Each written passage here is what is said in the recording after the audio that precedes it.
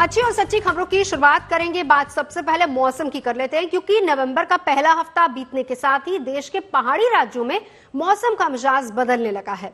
जम्मू कश्मीर में अचानक मौसम बदला और ऊंचाई वाले इलाकों में बर्फबारी हुई, जबकि राज्य के मैदानी इलाकों में हुई बारिश ने ठंड बढ़ा दी है। लेकिन उत्तर भारत के मैदानी राज्यों में अभी भी लोग सर्दियों का इंतजार कर रहे हैं। हालांकि सुबह शाम हल्की ठंड जरूर हो रही है, लेकिन मौसम विभाग का कहना है कि 15 नवंबर के बाद मौसम में बदलाव देखने को मिलेगा, जिसके बाद जोरदार ठंड की शुरुआत हो जाएगी।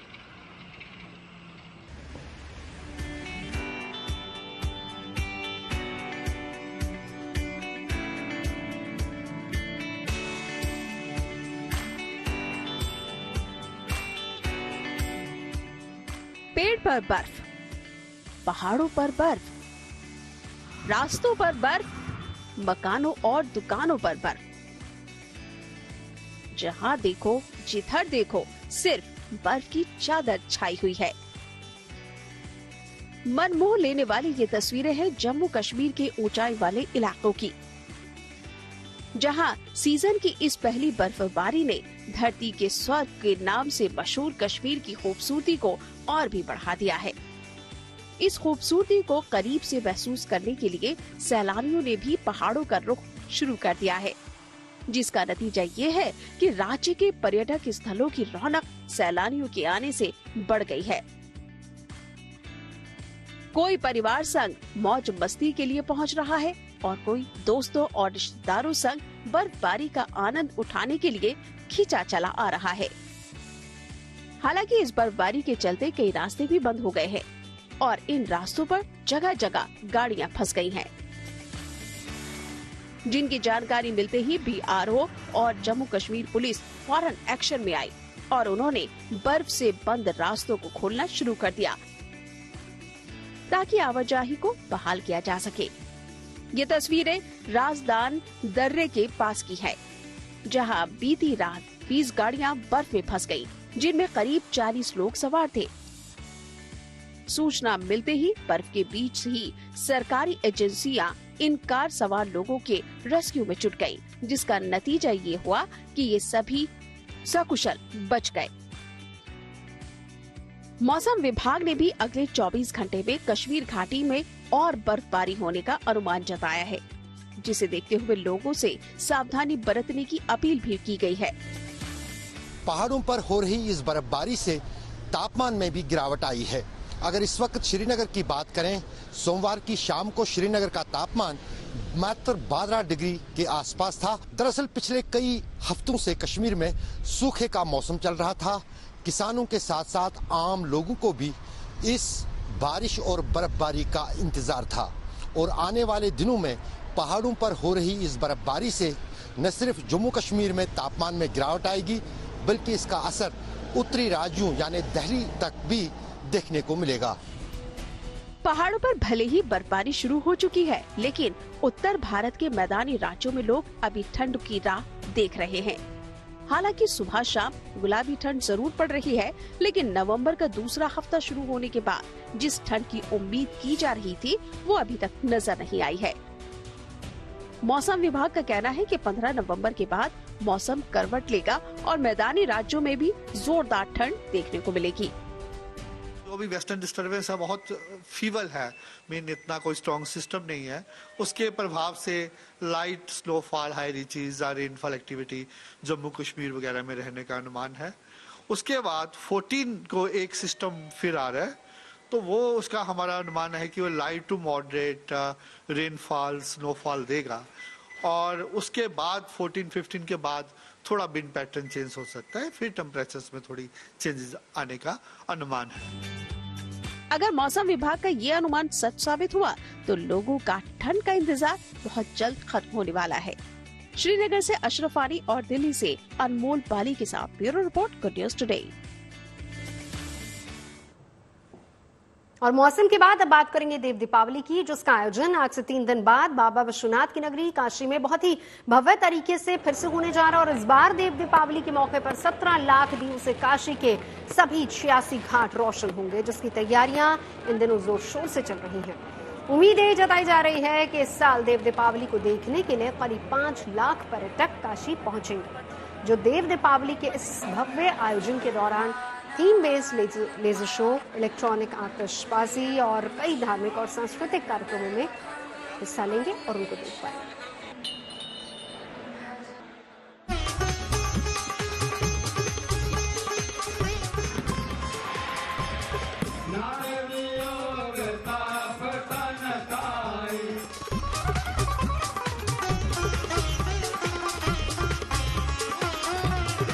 फिर रोशन होंगे काशी के घाट, फिर होगा लेजर शो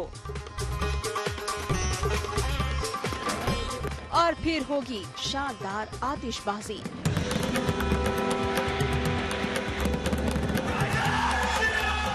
देव दीपावली पर, जिसका आयोजन 3 दिन के बाद बाबा विश्वनाथ की नगरी काशी में फिर बड़ी धूमधाम के साथ होने जा रहा है, क्योंकि कार्तिक पूर्णिमा के दिन ऐसा माना जाता है कि देवता दीपावली मनाने स्वयं काशी आते हैं। इसीलिए इसे देव दीपावली कहा जाता है, जिसकी फिर से शुरुआत करीब 4 दशक पहले काशी के इसी पंचगंगा घाट से हुई थी। तब 15 कनिस्तर तेल और 11,000 दियों से पंचगंगा घाट को रोशन किया गया था। लेकिन अब ये आयोजन इतना भव्य हो चुका है कि इसकी ख्याति देश ही नहीं बल्कि विदेशों तक है। 1986 के पूर्व कोई घाट की सफाई नहीं होती थी। एक बहुत बड़ा काम हुआ। आज देव दीपावली के माध्यम से सुरहो श्रृंगार से सजी हुई काशी जब दीपक जलते हैं कि आसमान के तारे उतर उतर कर लहर लहर कर टहल रहे थे। प्रथम वर्ष जब 1985 में मैंने किया, मुझे नहीं आशा था कि 5,000 की जनता घाट पर उतर आएगी। हर लोग दीपक लेके आए और दीपक जिस समय जलाए उस समय का सीन आज भी मुझे याद है। बताया जा रहा है कि इस साल देव दीपावली के मौके पर करीब 17 लाख दिए काशी के सभी घाटों पर रोशन होंगे। इसमें 12 लाख दिए प्रशासन की ओर से और 5 लाख दिए लोगों के सहयोग से घाटों पर चलाए जाएंगे। साथ ही शहर के प्राचीन कुंड और तालाबों पर भी दीपों उत्सव का आयोजन होगा। लगभग 40 साल बीतने को है। अब यह प्रयास एक महोत्सव का रूप ले चुका है, एक बहुत बड़े उत्सव का रूप ले चुका है, क्योंकि महज 5 घाटों से शुरू हुआ यह प्रयास अब बनारस के, काशी के सभी घाटों तक न केवल पहुंचा है, बल्कि घाट के सामने की ओर समानांतर भी देव दीपावली जलाया जाता है। काशी के कुंडों, सरोवरों पर भी दीप जलाए जाते हैं।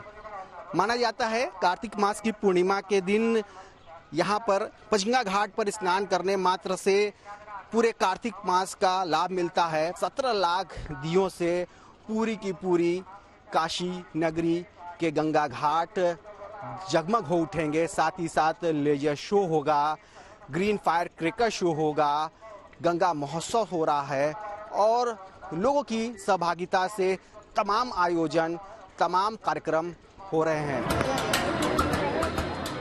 काशी के इस उत्सव के दौरान हर साल की तरह इस साल भी भगवान शिव की थीम पर आधारित 30 मिनट तक लेजर शो होगा और गंगा की दूसरी तरफ रेत पर 30 मिनट तक इलेक्ट्रॉनिक आतिशबाजी भी इस आयोजन में 4 चांद लगाएगी। इसके अलावा इस देव दीपावली के पहले गंगा महोत्सव का आयोजन भी 80 घाट पर हो रहा है। इसमें देश के नामी कलाकार अपने हुनर से लोगों का मनोरंजन करेंगे। ये तो दोनों सारे घाटों पे और गंगा के उस पार भी जलाया जाएगा। उसके साथ साथ जो लेज़र शो है वो चेतसिंह घाट पे होगी, प्रोजेक्शन मैपिंग भी चेतसिंह घाट पे होगी और जो आतिशबाजी है वो काशी विश्वनाथ मंदिर के अपोजिट साइड में जो गंगा जी के उस पार आतिशबाजी का कार्यक्रम है। गंगा महोत्सव और देव दीपावली के इस आयोजन को सफल और सुरक्षित बनाने के लिए पुलिस प्रशासन ने भी तैयारियां तेज कर दी है। जानकारी के मुताबिक गंगा घाटों पर सीसीटीवी कैमरों और ड्रोन से निगरानी की जाएगी। आयोजन के दौरान पुलिसकर्मी सादे कपड़ों में भी तैनात रहेंगे। एंटी रोमियो स्क्वाड भी सभी घाटों पर एक्टिव होगा। इसके अलावा गंगा में एनडीआरएफ और जल पुलिस के साथ स्थानीय गोताखोरों और वाटर एम्बुलेंस की भी तैनाती रहेगी, ताकि अगर जरूरत पड़े तो फौरन लोगों की मदद की जा सके। उम्मीद जताई जा रही है कि देव दीपावली की इस आयोजन को देखने के लिए इस साल काशी में एक दिन में 5 लाख से ज्यादा पर्यटक आ सकते हैं, जो काशी की इस अद्भुत और अलौकिक सांस्कृतिक विरासत के साक्षी बनेंगे। वाराणसी से रोशन जायसवाल के साथ bureau report, good news today.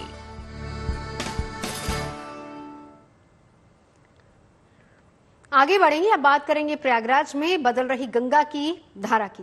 ठीक 2 महीने बाद संगम नगरी में महाकुंभ का आयोजन होने वाला है। करीब 4000 हेक्टेयर में लगने वाले महाकुंभ मेले के लिए इस बार गंगा की धाराओं को मिलाने का काम चल रहा है। मानसून के दौरान गंगा नदी में आए बाढ़ के पानी ने मेले की बसावट में जगह की समस्या खड़ी कर दी थी। इस समस्या को दूर करने के लिए ड्रेजिंग मशीनों के जरिए गंगा नदी को एक ही धारा में बहने का काम शुरू किया गया, ताकि 45 करोड़ श्रद्धालुओं को महाकुंभ के दौरान प्रवास का अद्भुत अनुभव हो सके।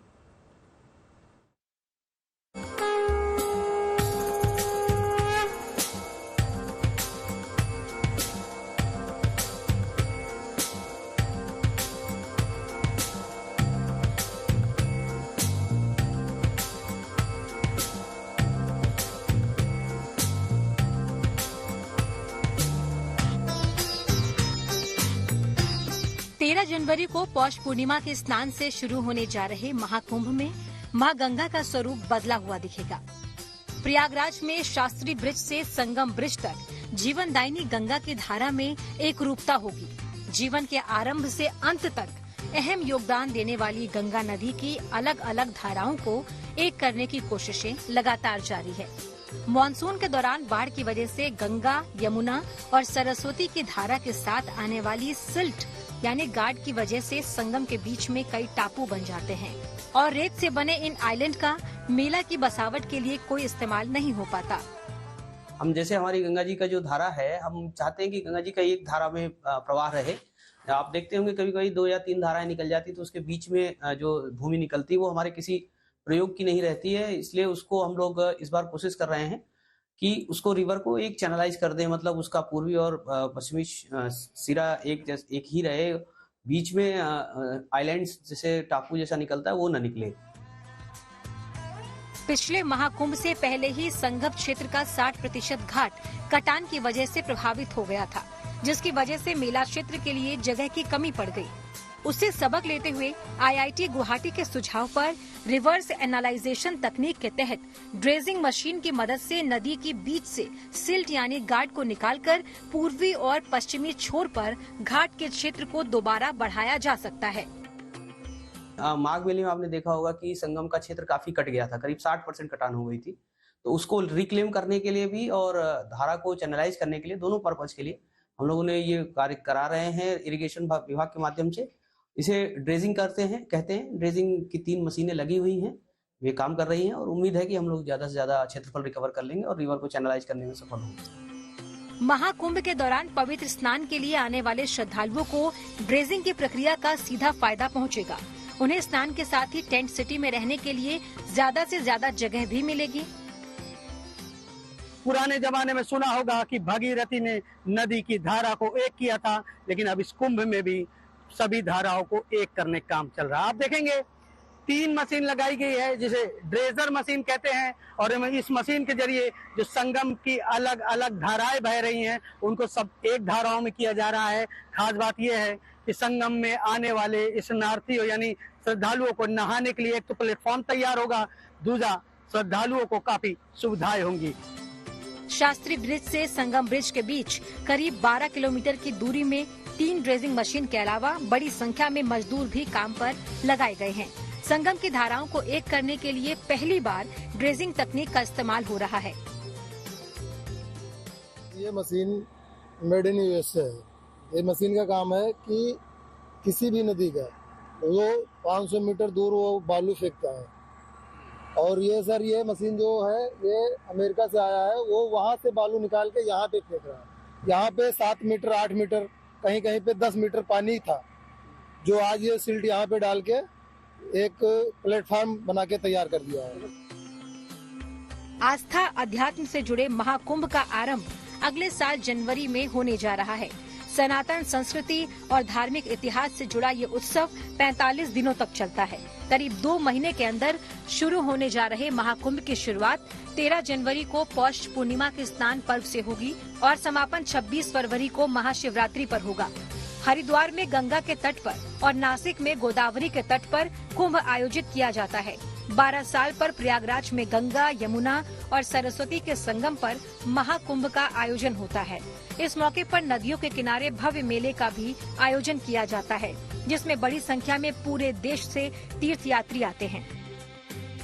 एक अनुमान के मुताबिक इस बार कुंभ में करीब 40 से 45 करोड़ लोग आ सकते हैं। इतनी बड़ी संख्या में आने वाले श्रद्धालुओं की संख्या को देखते हुए मेला क्षेत्र भी इस बार 4000 हेक्टेयर से ज्यादा क्षेत्रफल में फैला होगा।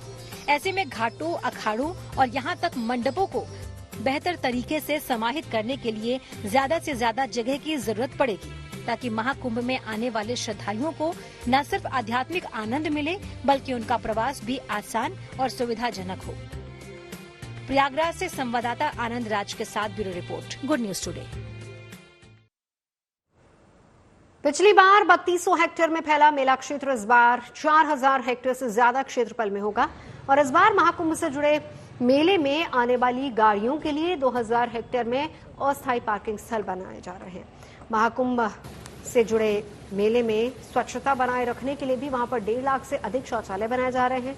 इसके अलावा मेला एरिया में 10,000 अतिरिक्त सफाई कर्मचारियों की तैनाती भी करने की तैयारी है। इतना ही नहीं, महाकुंभ के दौरान शहर के सभी नालों का गंदा पानी गंगा और यमुना में न गिरे, इसके लिए ड्रेनेज और सीवर को टैप किया जा रहा है। प्रयागराज के सभी नालों का गंदा पानी डाइवर्ट कर प्योरीफाई किया जा रहा है और उसके बाद ही डिस्चार्ज किया जाएगा। इस तरह की व्यवस्था बिजनौर से बलिया तक की जा रही है। दिसंबर तक एक स्टील ब्रिज तैयार करने की भी योजना है, जो कि प्रयागराज से कानपुर, लखनऊ, बाराबंकी और अयोध्या को जोड़ेगा। इससे महाकुंभ के दौरान राजसी स्नान करने के इच्छुक श्रद्धालुओं को फायदा होगा। उनका मेला क्षेत्र तक पहुंचना पहले की तुलना में ज्यादा आसान हो जाएगा। महाकुंभ में हर किसी की सुरक्षा के लिहाज से किराएदारों, रेस्टोरेंट्स कर्मियों और ई रिक्शा चालकों के वेरिफिकेशन पर भी जोर दिया जा रहा है।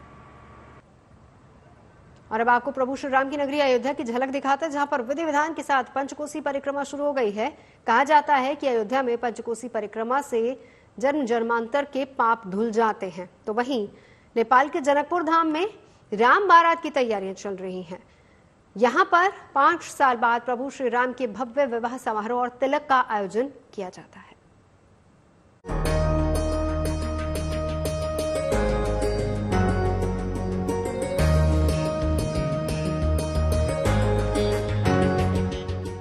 मन में अटूट आस्था और जय श्री राम के जयकारे के साथ अयोध्या में शुरू हुई पंचकोसी परिक्रमा।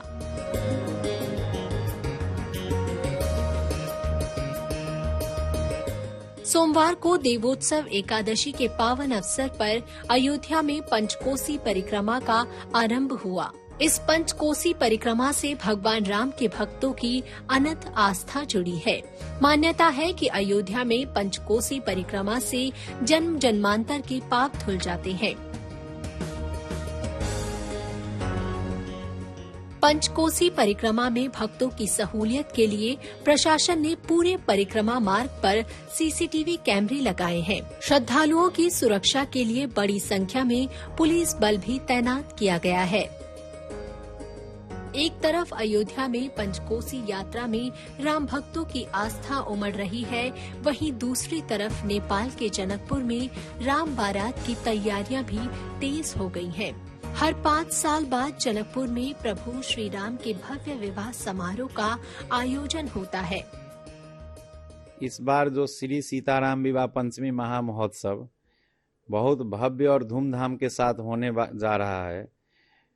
प्रत्येक 5 वर्ष पर जो बारात हम लोग सजाते हैं श्री अयोध्या से जनकपुर मिथिला और अवध त्रेता युग की संबंध के तहत। वो बारात इसी बार 5 वर्ष के बाद फिर जनकपुर धाम में हम लोग को स्वागत करने का संयोग मिला है। जो हम लोग बारातियों का भी स्वागत त्रेता युग की तरह कोई कमी नहीं करेंगे, खूब धूमधाम से और खूब बढ़िया से स्वागत करेंगे। विवाह पंचमी से पहले 18 नवंबर को प्रभु श्री राम के तिलक का आयोजन होगा। अब जनकपुर वासियों को बेसब्री से इंतजार है उस पल का जब अयोध्या से भगवान श्री राम की बारात जनकपुर पहुंचेगी और जनकपुर के लोग बारात का भव्य स्वागत करेंगे। अयोध्या से बनवीर सिंह के साथ bureau report, good news today. खबरें सच्ची होनी चाहिए, अच्छी खुद ब खुद लगती। Navjot Randhawa signing off. आप सुनते रहिए गुड न्यूज, देखते रहिए गुड न्यूज टुडे।